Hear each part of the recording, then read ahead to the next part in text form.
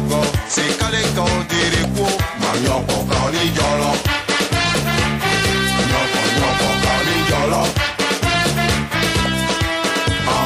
Jolo. Jolo. Attention. Merci beaucoup. Eh bien, vous le constatez, ma sécurité est désormais garantie. La présidente de la Carogang eh bien, est en sécurité. Merci beaucoup à vous. Merci à vous, très cher public et très chers téléspectateurs de RTI1. Et c'est avec eux que nous avons ouvert donc cette émission. Et nous vous disons un grand merci pour votre fidélité, votre amabilité. On va passer encore de bons moments. Soyez-en sûrs. Le fils de Jah est là. On va le recevoir dans quelques instants. Mais avant, je voudrais quand même m'adresser à mon public. Public de ces midis, est-ce que vous êtes là? Merci infiniment. On vous passera la parole après, franchement. Hein? Je me sens bien en marchant à vos côtés, là. Eh oui, c'est midi, c'est maintenant et à 12h GMT, on est tous, c'est midi. Aujourd'hui, nous sommes en compagnie de Priscille la dégameuse. Merci donc de lui décerner de vives ovations. Eh oui. Alors là, elle fait partie du groupe Young System, hein? Ouais.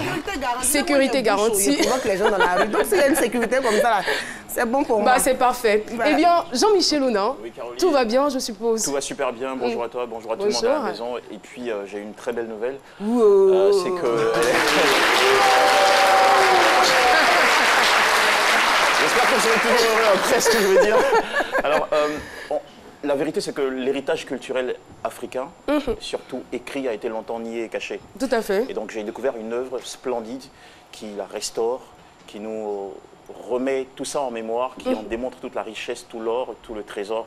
Et ça va être dans un petit moment dans ma rubrique. J'aime bien la rime, l'or, le trésor. Ah, deux mots qui vont ensemble. Tout à fait. Alors, Docteur Philo, le fils de Jah. Jah! Moi, c'est pas trop... C'est pas la grande forme, apparemment.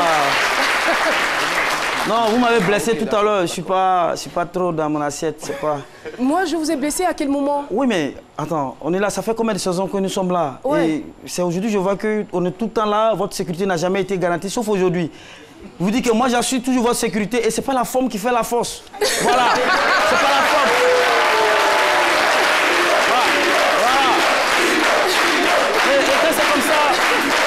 Quand c'est comme ça, on ne peut qu'être blessé, frustré, en même temps. Non, mais apportez la preuve, quoi. Celui qui est votre sécurité, moi, c'est pas. Moi, c'est Niamour. Hein. Ne soyez pas violent, Docteur Philo.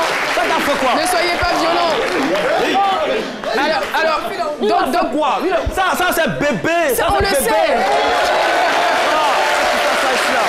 Ça, on le sait. En tout cas, de la première saison jusqu'à la 5e, Docteur Philo, franchement, il a du coffre et il a toujours été là pour nous protéger, voilà. Mais on a senti le besoin quand même d'avoir une certaine sécurité parce que, voilà, par rapport à la demande et par rapport aux différentes sollicitations, on s'est dit attention quand même. Voilà, c'est juste un renfort, c'est tout. Sinon, on vous fait confiance. Ah, il a enflé, c'est tout. Oh, non, bon, ça va, pas d'attaque. Et voilà, c'est donc dans cette atmosphère détendue que nous allons évoluer tout au long de cette émission, tout en vous donnant bien sûr des informations importantes. Et puis, parlant donc d'atmosphère détendue, parlant de convivialité, le vendredi dernier, nous avons manqué de vous proposer un élément, mais qui est passé aux 23h30. Donc, en bonus, la famille Djoudjou, vous redonnez encore le sourire. C'est parti.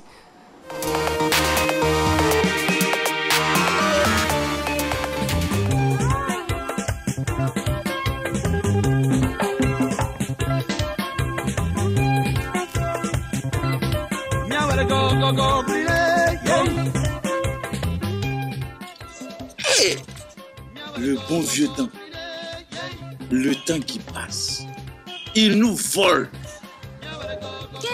Regardez-moi ça.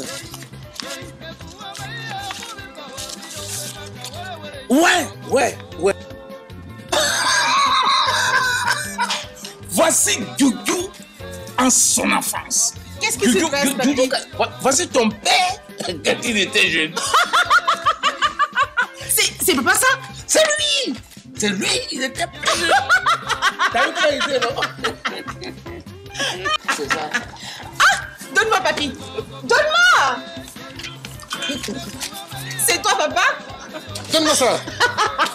Pousse-toi, va à la maison. Oh, papa. Va dans la cuisine, va dans la cuisine, dépêche-toi. Oh, exact. Vas-y, va.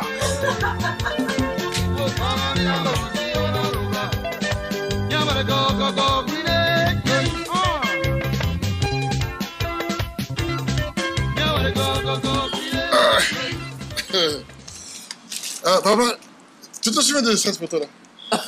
Mais comment je peux oublier ça? Aïe, aïe, aïe. C'était la vie des gens. Pas doucement.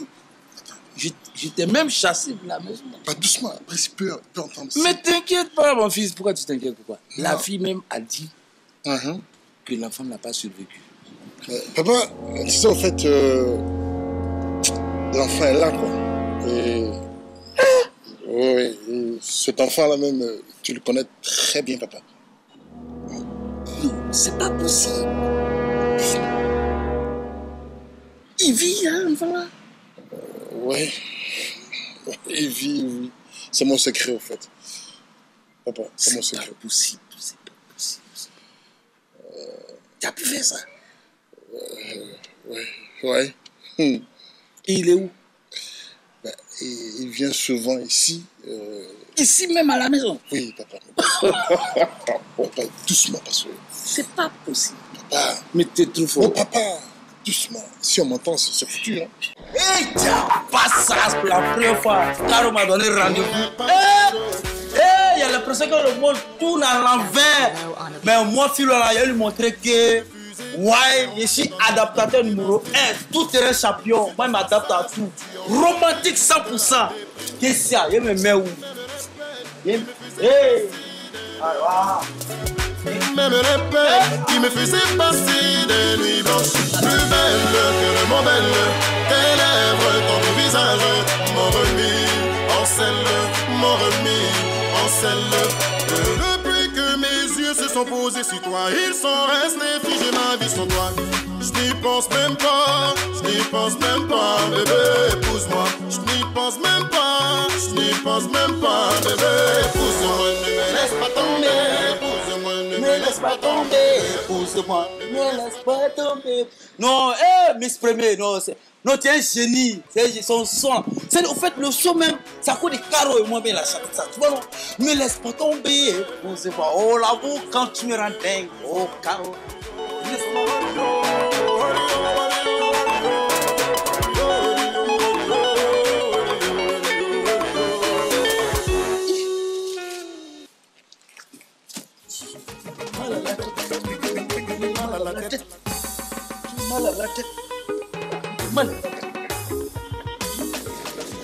Façon que l'enfant l'a fait comme dans ta jeunesse là.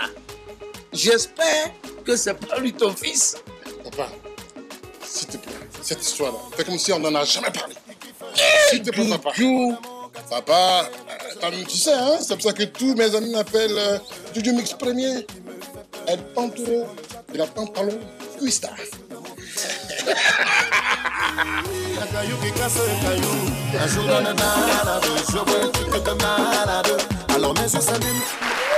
Et voilà, c'était donc la famille Juju, ça nous a fait trop marrer et puis on s'est dit pourquoi ne pas le partager à nouveau avec vous, El Panturo, n'est-ce pas? Et vous avez bien vu le rédacteur en chef, hein, franchement. On est pétri de talent dans cette équipe, n'est-ce pas? Des actes, on en a, pas seulement Docteur Philo. Eh bien, aujourd'hui, en prélude, on va le dire, à l'anniversaire du départ de Bob Marley, nous avons décidé de lui rendre hommage à notre manière avec un artiste que vous connaissez très bien, un artiste, chanteur, arrangeur, compositeur, ingénieur de son, interprète. Il est aussi guide spirituel. Merci donc d'accueillir et de recevoir Naftali. Naftali est notre invité témoin du jour. Et voilà, Naftali est un rasta et le thème du jour Rasta, je fais du rastafari et non du rastafarisme. Ne vous inquiétez pas, vous saurez la différence entre les deux terminologies. Naftali, bonjour. Bonjour, bienvenue sur notre plateau. On Merci est très de heureux de vous recevoir. Merci et juste avant de lui passer la parole et juste avant notre micro-trottoir, nous allons donc passer la parole à notre docteur en humour, docteur Philo. On vous retrouve tout de suite. Ah ouais. Moi, je pense que... J'adore, c'est un très bon thème. C'est un très bon thème. Cela va clarifier les choses un peu parce qu'on a du mal à faire la différence entre Rasta, Rastafari. Tout est mélangé, tout est confus, touffu et ambigu. Franchement, ouais, moi, on peut profiter pour vous annoncer que désormais, je suis... Voilà, herbivore, c'est fini. Pas végétarien. Ah, végétarien, excusez-moi, voilà. Herbivore. Voilà. Herbivore, voilà. Non, mais c'est léger là. Okay. C'est bon, c'est vous dire que tout à l'heure, la sécurité était menacée. Avec un léger, là, je prends mes envols de temps en temps. Vous voyez un peu. Et donc, mais il y avait une dame aussi à côté. Hein. Attention, elle est très dangereuse. Ouais, non, femme peut rien. Femme peut rien, c'est ça, ouais, femme peut rien. Alors, merci, bébé, merci. Moi, je peux rien, franchement. C'est vrai que je suis philosophe, mais je ne peux pas faire la débat. Il faut être dans le domaine pour le savoir. Souvent, on est là, plus de combien de saisons, on parle dans les thèmes, mais quand tu vas, le jour, ça va pas, faut dire aux gens, ça va pas. Je ne peux pas parler dedans. Voilà, c'est trop compliqué. On n'a pas le même régime. Excusez-moi, c'est pas le même niveau. C'est pas le même niveau, c'est pas le même niveau. Voilà, regardez, moi, c'est que quand nous fait nos propres recherches, les trucs, on sait que Rasta, Rastafari, bon, peut-être que c'est un peu niveau. Ce monsieur, il est humble. Naftali, il faut faire la différence entre Naftali et Naftarine. C'est que vous prenez pour tuer Kafala. Ce monsieur qui est là, il est très humble. Voyez un peu. Il est humble et je l'adore. Et je dis qu'à le voir, en fonction de lui-même, sa personne et sa personnalité, je peux faire un peu les différences. C'est que c'est son humilité qui va se dire, je suis rastafarisme, et puis il va dire, wow! Mais c'est les grades. C'est-à-dire qu'on est... Oui, c'est les grades. Regardez Alpha Blondy, par exemple. Lui, il est Rasta, il est Rastafari et il est Rastafarisme en même temps. Alpha Blondy, oui. Mais vous avez dit que c'est un domaine que vous ne maîtrisez pas trop. Oui, non, philosophiquement parlant. Je vais rapidement. Je veux dire, Alpha Blondy, quand il chante, vous connaissez Naftali, quand il chante, Alpha Blondy chante, voilà, il a des chansons où il fait... Là, il est Rasta, il est Rastafari. Mais quand il devient Rastafarisme, on ne peut plus l'attraper. On ne peut plus l'attraper. On ne peut plus l'attraper. Ça, c'est tout terrain complet. Mais je pense que ce monsieur est là pour nous clarifier les choses. Il veut nous dire qu'on ne vit pas c'est-à-dire une personne ne vit pas pour se faire remarquer. Voilà, pour se faire remarquer. Mais on vit pour que son absence se ressente, au fait. Ah là là. C'est ce qu'il veut dire. Merci beaucoup, docteur Philo. Merci d'avoir éclairé notre lanterne. Tout de suite, nous allons partir pour la question du micro-trottoir, pas micro-studio aujourd'hui. Quelle est donc la différence entre le rastafari et le rastafarisme? C'est parti. Déjà, le rastafarisme, bon, je crois que c'est une religion jamaïcaine, je crois, et celui qui pratique cette religion est appelé rastafari. Bon, en Afrique, on a dit les rastas. Bon. Le rastafari, ce sont des personnes, souvent qu'on les appelle les rastas, qui ont des longs cheveux. Voilà qu'on appelle comme ça le rastafari. Le rastafarisme, c'est un mode de vie des rastas. C'est le mode de vie des rastas, c'est leur manière de faire. Maintenant, le rastafari, c'est la religion que pratique le rasta. Le rastafarisme, à mon sens, c'est un mouvement. Mouvement, n'est-ce pas, créé par les Jamaïcains qui, n'est-ce pas, pour eux, le rastafari, c'est le nom de Haïlé Sélassié. Haïlé Sélassié, roi d'Éthiopie en son temps. Il s'appelait Ras, c'est un titre prince. Tafari, c'est son nom. Rastafari Makonnen. Le rastafarisme, c'est un mouvement né en Jamaïque. Et pour eux, Haïlé Sélassié est dû à la réincarnation de Christ. Merci beaucoup. Quelques petits éléments, quelques petits indices quand même, mais on va essayer quand même d'avoir de plus amples informations là-dessus, avoir une définition nette. C'est quoi donc la différence entre Rastafari et rastafarisme? En fait, rastafarisme, c'est le peuple qui nous appelle comme ce qui a donné ça. Nous, on n'est pas des rastafarismes. C'est un abus de langage. C'est un abus de langage. On est des rastafari. Parce que le Rastafari, c'est le nom de quelqu'un, c'est le nom de Sa Majesté. En fait, ce qui me surprend un peu, c'est que je pensais qu'on ne nous connaissait pas, mais en fait, on nous connaît quand même un petit peu. Mais je voulais dire une chose. Tout à l'heure, Caroline a dit le fils de Dja. En fait, moi, je ne suis pas son fils. Moi, je suis un soldat. Non, je parlais plutôt de Dr Philo. Ok, d'accord. Mais ce n'est pas lui, c'est Kajim, le fils de Dja. Le fils de Dja, c'est Kajim. Le vrai fils de Dja. Voilà, c'est Kajim. Voilà. Et pour dire que Rastafari est notre foi. Hein, le monsieur, il a bien dit, c'est le nom de son impériale majesté. D'accord. Et un nom, on ne le isme pas. Voilà. C'est le Rastafari. Sinon, ça déforme ce que c'est à la base. Mais c'est quoi l'origine l'origine de ce nom? L'origine, c'est théocratique. Ça part depuis la Bible. Voilà, on nous annonce un roi qui siégera sur le trône de David. Et Sa Majesté est le 225e descendant de la reine de Saba et du roi Salomon. Voilà, il y a cette fameuse histoire de la Bible qui raconte le passage de la reine de Saba à Yerushalayim, où elle rencontre le grand sage Salomon, parce qu'elle aurait appris qu'il y avait un roi qui avait une intelligence similaire à la sienne. Donc elle va le rencontrer et elle dit « Ah, ce que vous m'avez dit n'est pas juste, je rencontre quelqu'un qui a une intelligence au-dessus de la mienne. » Et le roi Salomon tombe amoureux d'elle. Elle met au monde Baïna Lakem, qu'on appelle David II, et qui prend le pouvoir en Éthiopie comme roi. Et c'est de lui que descendent tous les rois d'Éthiopie, dont son impériale majesté Haïlé Sélassie, qui couronne la prophétie en portant le nom de roi des rois, seigneur des seigneurs, lion de la tribu de Yehuda. Voilà. Est-ce que ce serait possible d'avoir plus d'informations sur celui qui est votre roi des rois, qui est votre seigneur des seigneurs?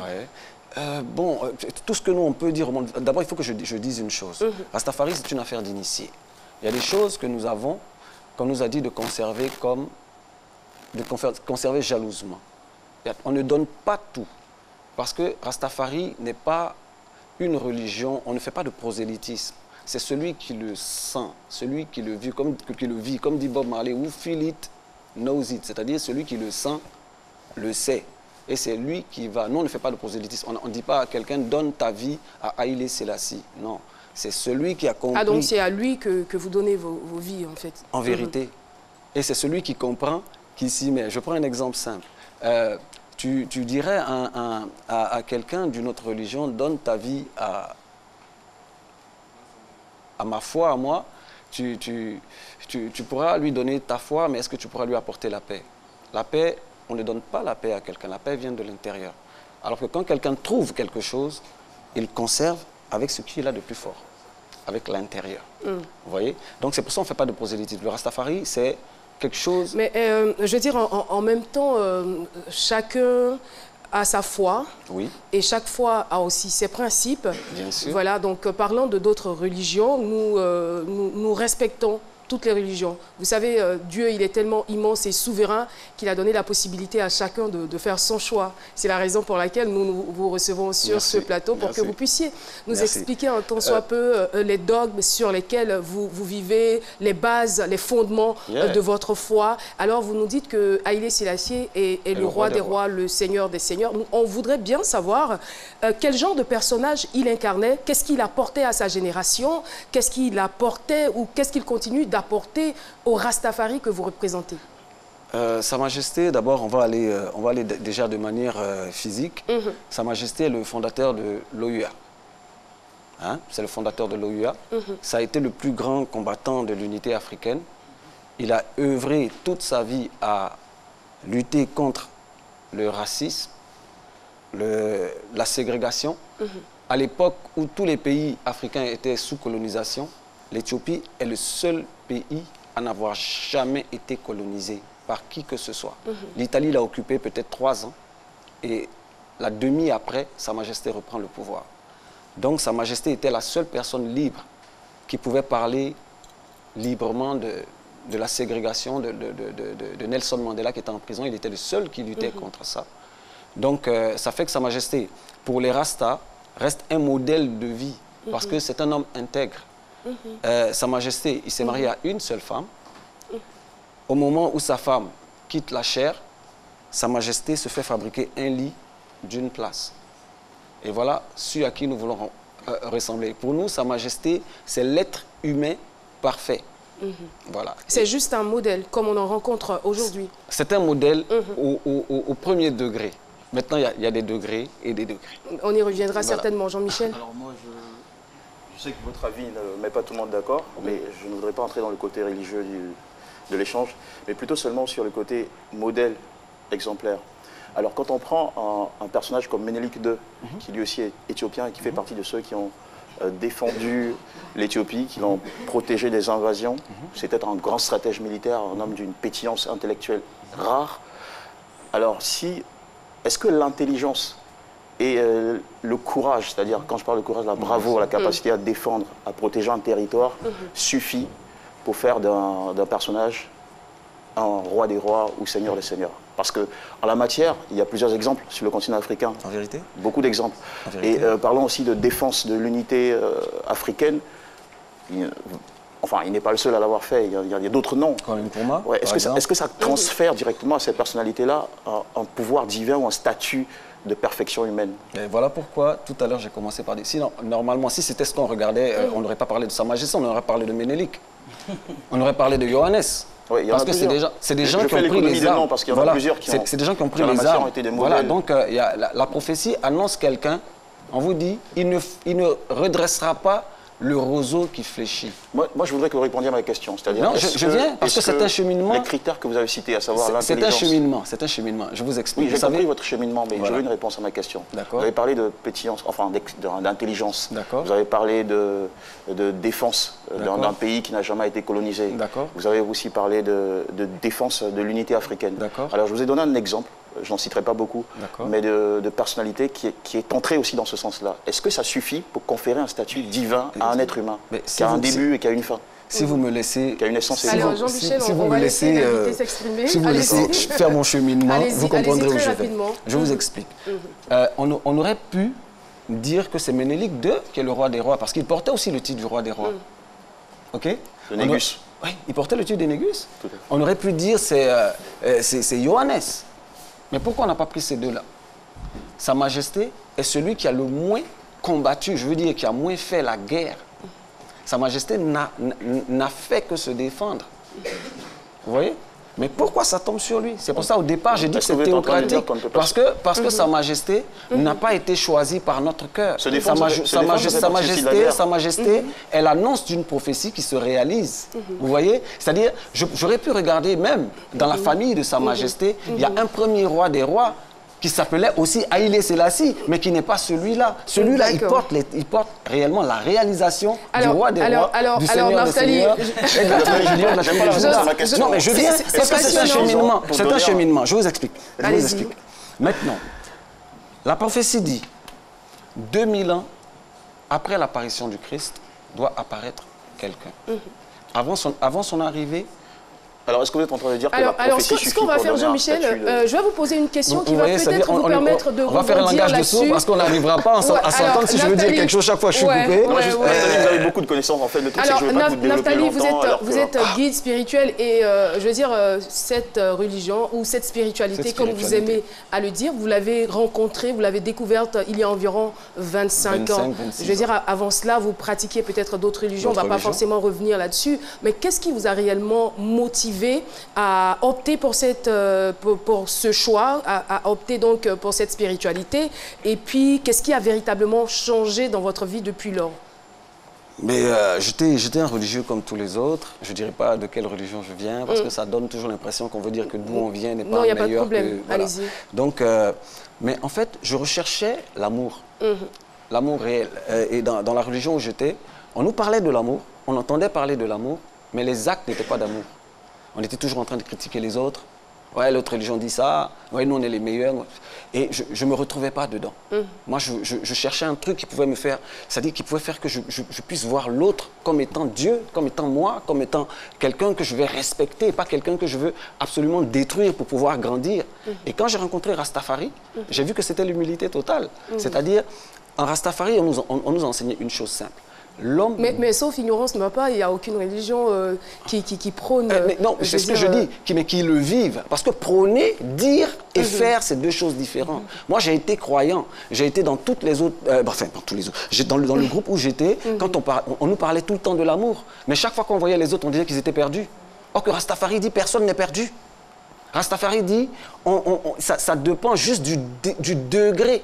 Et le degré ne parle pas de niveau. Le niveau voit quelqu'un qui est en haut, l'autre en bas, donc il ne vaut rien. Le degré dit, je suis dans un angle, je vois selon cet angle, et la vision de l'autre selon son angle ne me dérange pas, parce que Dieu est infini, et pour pouvoir comprendre Dieu, il faut qu'il y ait une infinité de croyances, sans pouvoir juger l'autre, sans rabaisser l'autre. Il y a des croyances qui croient que pour pouvoir exister, ont besoin de rabaisser les autres pour prouver que ce qu'ils ont est juste. Et en Rastafari, ça n'existe pas. Nous sommes humbles, ne faisons pas de prosélytisme, et c'est en Rastafari que j'ai appris ce que c'était l'humilité.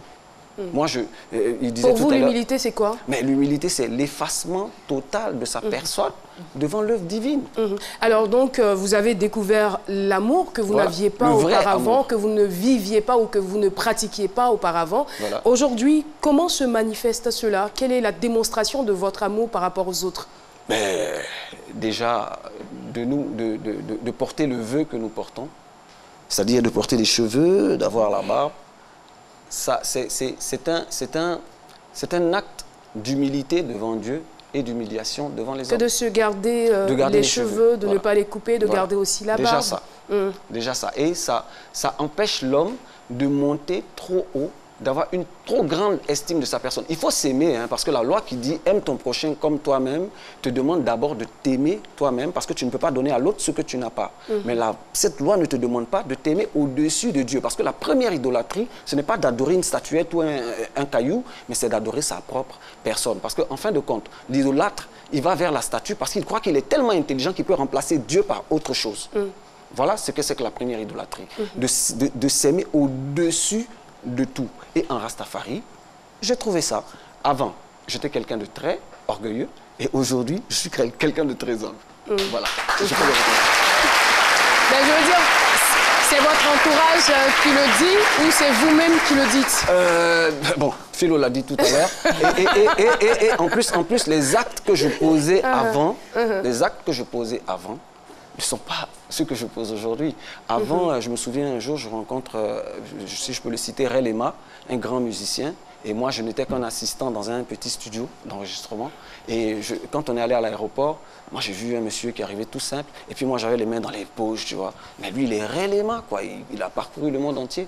Et moi, mais le monsieur, quand on est arrivé en studio, il a commencé par me dire, mais tu me fatigues parce que on te voit trop. Et ça m'a emmené à réfléchir. C'est après ça que j'ai commencé à travailler sur ma personne et j'ai vu qu'en aucune autre fois je peux trouver ce que j'ai eu en Rastafari et ça m'a permis de me Dans d'autres religions, d'autres l'ont trouvé. Hein. Très rapidement avec... C'est peut-être un paramètre que vous n'avez pas encore touché, mais tout à l'heure, si j'ai bien entendu, pour parler terre à terre, vous avez dit que le Rastafari, enfin dans le Rastafari, on n'envoie pas quelqu'un à venir vers vous. Donc c'est dans le style, vous n'allez pas dire oui, Philo, suis-moi et tout. Mais avec les enfants, comment est-ce que ça se passe? Parce que généralement, je vois des enfants, des petits-enfants qui ont des Rastas et tout. Je me dis, comment on décide qu'ils deviennent Rastafari? Excellente question. Excellente question. Moi, chaque fois qu'on me pose cette question, je dis toujours, je n'irai pas donner mon enfant à un pasteur à éducation.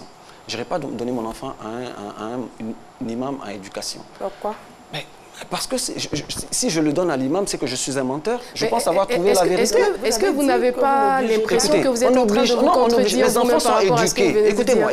Les enfants, on ne les oblige pas, ils sont éduqués. Comment un père ne peut pas prendre son enfant et le déposer ailleurs, à moins qu'il ne connaisse pas la parole de Dieu? Mais arrivé à un certain moment, l'enfant, il peut faire un choix. Chez nous, les Rastas, je vous explique. Chez nous, les Rastas, l'enfant, il naît dans la famille de son père, il est éduqué par son père, mais à l'âge de 12 ans, l'enfant a le droit de choisir ce qu'il veut faire. Et si à 12 ans, il décide de faire son choix? Parmi mes enfants, j'ai un qui est catholique, j'ai pas de problème. C'est ce que je vous dis. Je vous dis que chez nous, les Rastas, l'angle de vue des autres ne nous dérange pas. D'accord, c'est très bien. Eh bien, merci beaucoup.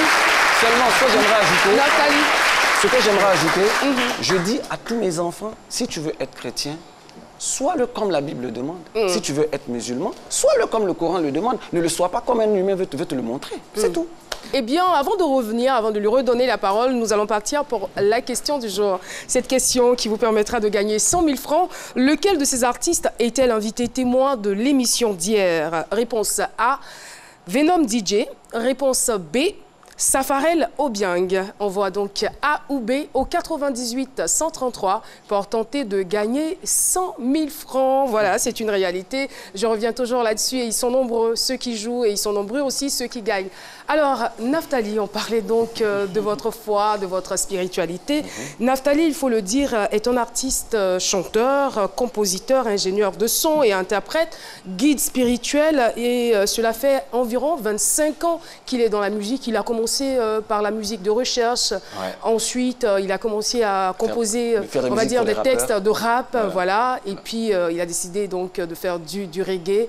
Et voilà, ça donne ce que ça a donné. Aujourd'hui, il est vraiment à fond là-dedans. Donc, il nous parlait un peu de son expérience, de ce que cette spiritualité, j'ai toujours peur de dire religion, cette spiritualité lui a apporté. Il était même un fantôme à l'époque. Hein? Yeah, man. Ouais, il a été fantôme. C'est vrai. Ouais. Il a été fantôme. En tant qu'arrangeur.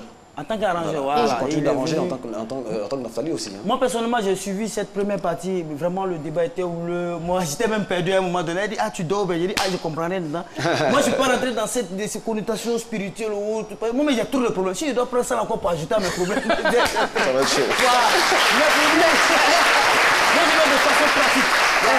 De façon pratique, l'homme de la rue vous observe aujourd'hui. Moi, je l'ai dit hors antenne à vos gars ici, je ne sais pas pour vous dire vos disciples. Dit que mes frères. Voilà, vos frères, d'accord, ok. Tout est respecté. J'ai dit aujourd'hui tout va être clair. Parce qu'on voit les gens dans la rue, moi je suis Rasta, moi je suis jamais même là, Rasta, je sais pas, il faut que les choses soient claires. Exemple, vous dites que le Rasta fait du Rastafari, c'est un dépassement de soi, l'humilité, tout. Alors que ceux qui sont juste derrière vous, c'est des gens qui aiment se faire voir, eux c'est la forme. Oui, c'est ça. Je vais dire que c'est le jour et la nuit. Vrai ou faux? C'est vrai. Être gros bras et Rasta. Non, c'est pas forcément. Parce que eux là, ils peuvent pas passer inaperçus. Je te dis en même temps, Rasta aussi ne passe pas inaperçu avec tout ça. Mais où se trouve l'humilité, où se trouve l'effacement de soi? Justement, parce que c'est pas toi qui prônes ta personne. Ta personne, elle est toi. Tu ne. Bon, les gars, moi je vais à Samson, j'allais finir. Je comprends rien dedans en fait. À tout à l'heure. Je comprends rien. C'est ce qu'il a dit. Allez-y. Allez-y, vous pouvez répondre tout de même à la question. C'est-à-dire, ce que tu es force le regard. Ça fait que les gens te regardent, mais c'est pas. C'est-à-dire, imaginez-vous, si en plus que je suis Rasta, avec une grosse tête de gros cheveux, barbe et tout, et puis maintenant je rentre ici dans. Je dis, ja, Rastafari! Et puis, je voulais faire remarquer un truc. Hein. On dit que nous sommes des drogués, mais on n'a jamais vu un Rasta dans la rue crier, faire palabre. Attention. Non, c'est parce que ça dépend. Je suppose que je n'ai pas bien entendu ce que vous avez dit, mais en même temps, la question que j'ai envie de vous poser, c'est de savoir, est-ce que vous n'avez pas l'impression d'être incompris du commun des mortels? Totalement. Totalement. Et puis, on peut être aussi, si vous voulez, je peux vous expliquer ça, on peut être aussi une épreuve pour certaines personnes pour évoluer. C'est-à-dire, vous et moi, on est une forme d'épreuve l'un pour l'autre. Parce que si j'arrive à vous comprendre, j'ai réussi une épreuve, je grandis spirituellement. Si vous pouvez voir quelqu'un qui est différent de vous, que vous pouvez plutôt lui donner un peu de considération, rien que ça, ce que demande la Bible, mais vous grandissez spirituellement. Et c'est comme ça, nous sommes des épreuves les uns pour les autres. C'est ce que je dis toujours, au plus fort de tout, la spiritualité chrétienne ressemble au soleil, pas pour le truc péjoratif que les gens mettent dessus. Non, le soleil, ça donne la vie, ça fait pousser les plantes, ça éclaire nos vies. La lune, c'est les musulmans. Imaginez-vous qu'on enlève la lune de la terre. On enlève le soleil de la terre. Ça ne fonctionne pas. On doit tous s'aimer. On doit aller ensemble, converger. C'est l'amour de l'éternel Jah qui doit former. Et nous, on vous aime. Nous, on vous aime. Amen. Alors, Bob Marley, bientôt nous allons célébrer le 37e anniversaire de son départ. Qu'est-ce qu'il représente aussi pour les Rastafari? Vraiment, merci beaucoup. Bob Marley, j'aime bien le thème que vous avez employé, le 37e anniversaire de son départ. Parce que Bob Marley représente pour nous, les Rastas, un prophète. Maintenant, je m'explique. Un prophète, on le reçoit de différentes manières. Il y a des gens qui reçoivent le prophète dans leur cœur. Il y en a qui le reçoivent dans leurs pieds. Il y en a qui reçoivent avec leurs oreilles. Donc, ça veut dire que le prophète ne laisse personne indifférent. Pour celui qui comprend son message, c'est la joie. Pour celui qui ne comprend pas, ça apporte le réconfort. Et pour celui qui a envie de danser, il danse. Voilà ce que c'est qu'un prophète. Nous, on dit, si Dieu devait emmener un prophète à notre époque, il passerait par Internet absolument. S'il ne passe pas par Internet, il ne peut pas se faire voir, il ne peut pas faire passer le message de Dieu. Au temps de Bob Marley, il y avait le vinyle, il y avait les cassettes, il y avait tout pour que Dieu puisse s'adresser aux gens et montrer son prophète. On passe par la musique. Et Bob Marley est un prophète qui a chanté que des paroles de l'éternel Adonai Jah. Et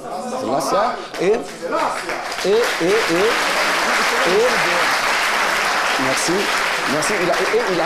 Il a fait un travail sur l'humanité. Chaque fois qu'on me pose cette question, que je dis c'est un prophète, je dis comme un prophète. Mais je vous dis, il a influencé, impacté toutes les couches de notre société. Je ne connais pas quelqu'un qui n'a pas connu Bob Marley. Même Michael Jackson, avec tout son succès, ne sera pas aussi immortel que Bob Marley. Et pour nous, Bob Marley est le signe que la vie éternelle existe parce que le psaume 112 dit « Celui qui craint l'éternel ne meurt jamais. » Il reste un souvenir dans la tête de ceux qui le voient. Naftali, dernière question. Est-ce que vous vous sentez heureux? Est-ce que vous vous sentez libre? Est-ce que je me sens? Est-ce que vous vous sentez heureux? Est-ce que vous vous sentez libre? Je me sens totalement libre. Je vous explique pourquoi. Moi, je suis libre d'être ce que je suis. Vous, si vous êtes comme ça, vous ne pouvez pas travailler à la BAD. Si vous êtes comme moi, vous ne pouvez pas travailler à la BAD. Moi, je suis libre d'entrer où je veux, comme je veux. Si le tonton qui est là, il était comme moi, il ne peut pas travailler ici à la RTI, je suppose. La liberté suppose que l'homme est libre. Vous savez, pour que Dieu soit avec un peuple, il faut que le peuple soit libre. C'est pour ça que Dieu libère le peuple d'Israël, d'Égypte. Tous ceux qui sont enchaînés ne peuvent pas connaître Dieu. Parce que quand tu es enchaîné, tu es esclave et esclave de force obscure. Nathalie,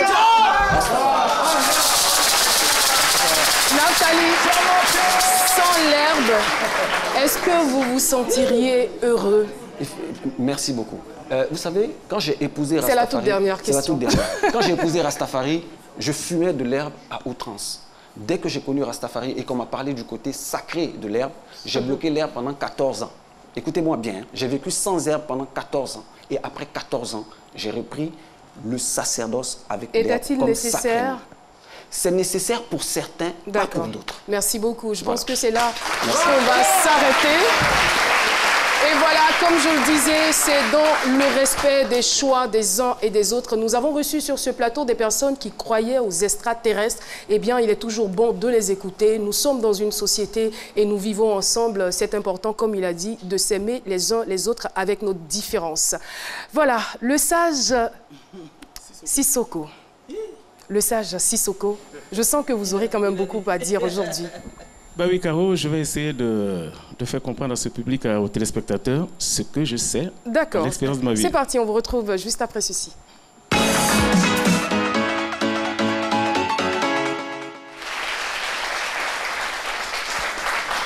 Bonjour Naftali. Bonjour mon frère. Heureux de vous retrouver sur ce plateau. Moi aussi. Caro, c'est un grand monsieur comme ça, c'est pas facile de changer avec lui. Non, mais ça a été Il a beaucoup dans la tête. Quand même. Ok. Alors, merci. Alors, pour commencer mon propos, je ne veux pas créer de polémique, je ne veux pas remuer le couteau dans la plaie, parce que on en a parlé, doctrine, religion, spiritualité, etc., etc. Mais ce que je vais dire, les Noirs ont souffert, ont beaucoup souffert dans leur vie. Ça ne vient pas de moi, même si je le sais. Mais c'était monsieur, un leader jamaïcain, en la personne de Marcus Garvey. Je crois que dans les années 1920, a créé une doctrine, une religion qu'on appelle le Rastafari. Ce que je sais, je dis ce que je pense, je dis ce que je sais. A créé le Rastafari. Et son slogan favori était c'est pour cela... Non, pardon.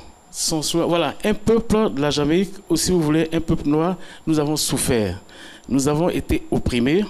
Soyons déterminés à ne plus souffrir, quelle que soit la voie à suivre. Fin de citation.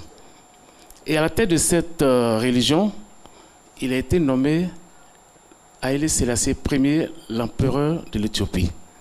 Et il a régné pendant, si je peux parler du mot régner, pendant 44 ans, de 1930 à 1974. Exact. Et c'est pour ça que le rastafarisme est sorti. Parce qu'on peut donc parler du rastafarisme, qui est un mouvement initiatique afro.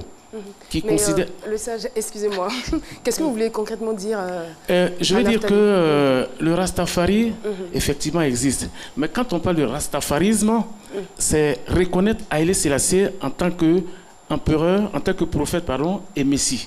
Parce que quand on parle de Haïlé Sélassié, lui, il fait le rastafarisme. Enfin, il amène à ce qu'on parle de rastafarisme. Voilà, peut-être moi, c'est comme ça que je comprends la chose. Je ne vais vraiment pas créer de polémique, hein, parce qu'avec vous, je sais que vous en savez, vous êtes un confort. En même temps, je répète, je dis ça toujours à tout le monde, vous ne pouvez pas être dehors de la maison, regarder par la serrure de la porte et puis venir apporter à ceux qui sont dans la maison ce qui s'y passe. Tout à fait. Voilà. Okay. Donc c'est plutôt ce que nous on a à vous dire que vous prendrez parce que absolument. Et je respecte ce que vous dites. Voilà. Je respecte absolument. Je finis rapidement. Hein.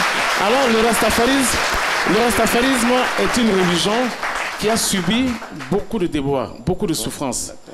Et les Rastas ont utilisé beaucoup de moyens pour se faire entendre, notamment la musique.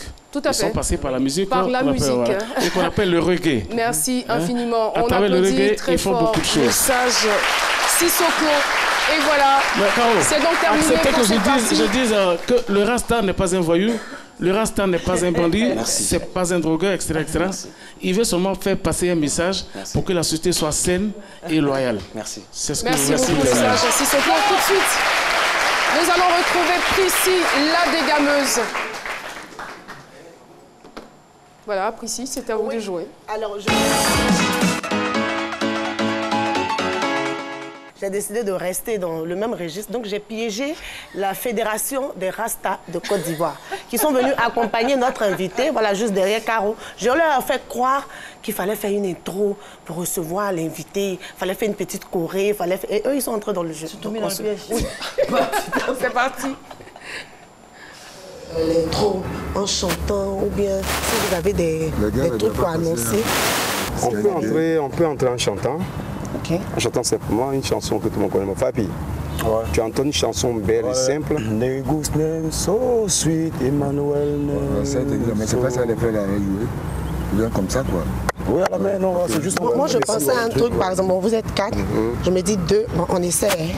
On essaie, je me dis 2 comme ça, par exemple, vous là, et 2 autres papas, s'il vous plaît. Voilà. 2 ici, 2. Et puis, il va certainement être quelque part dans les coulisses. Donc quand il va entrer, si vous entrez sur la scène est comme ça, donc vous faites face. C'est-à-dire 2 là, 2 ici, et je ne sais pas. Moi, il faut peut-être une chorégraphie. Je ne sais pas trop comment vous dansez, mais moi, un petit pas. Et puis un truc sur Naftali, je ne sais pas, un truc où on retrouve son nom avec C'est midi. Je sais pas si on voit un petit truc comme ça, quoi. Naftali, assez midi. Voilà, par exemple, un truc comme ça. On essaie. Ok, ok. Contrôle. Donc, j'essaie de faire Caroline. Hein, j'essaie d'annoncer, puis vous faites l'intro. Donc, Caroline sera certainement là. Mesdames, mesdemoiselles et messieurs, bonjour, bienvenue à votre émission. Aujourd'hui, nous recevons, recevez avec moi Naftali. Ah, bonjour. Naftali, dans ce midi, c'est Naftali, Naftali, à ce midi, aujourd'hui Naftali, à ce midi, aujourd'hui Naftali. Okay. Maintenant qu'on arrive là, on fait face. Ça, c'est l'entrée. Maintenant, on fait face. On y va. Naftali, la. C'est midi. Le lead vocal est là. Le lead vocal. Allez-y. Naftali. C'est midi. Merci beaucoup.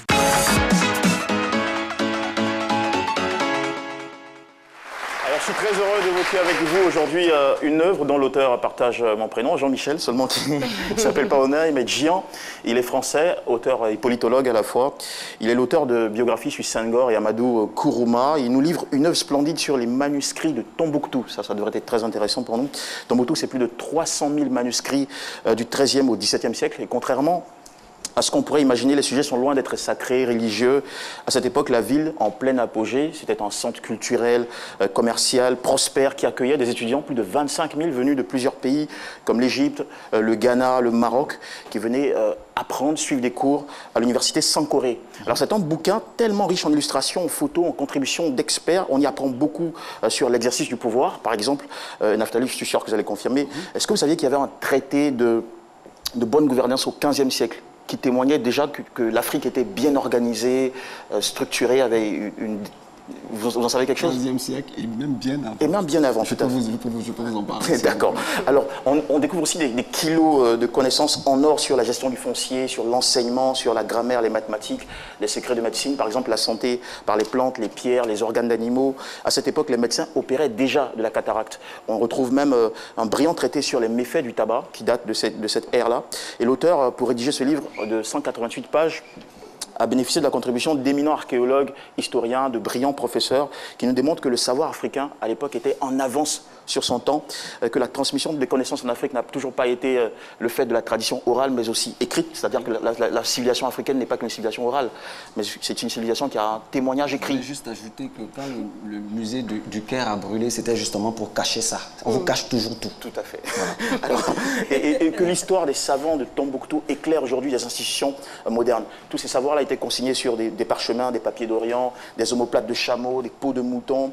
Et pour terminer, je vous invite à découvrir cet ouvrage-là parce qu'à l'intérieur, il y a de magnifiques photos, des textes rares. C'est vraiment l'or des mots, des lettres, le diamant de la sagesse. Et c'est surtout un ouvrage qui nous fait voguer dans l'histoire du passé africain qui, je le rappelle, est aussi un passé, pas seulement oral, mais écrit, impressionnant. En tout cas, si vous êtes assoiffé de culture, n'hésitez pas à lire cet ouvrage. Alors, oui. Ça fait 120 ans que les Rastas disent ça.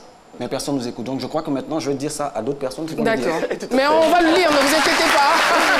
On va le lire et échanger avec vous. Merci beaucoup. Eh bien, nous voulons, avant de nous quitter, remercier Marie Wallis qui nous a habillés. Remercier également Young System. Merci en tout cas de votre présence remarquable dans ce studio. Le fan club C'est Midi et bien sûr la Fédération des Rastas de Côte d'Ivoire.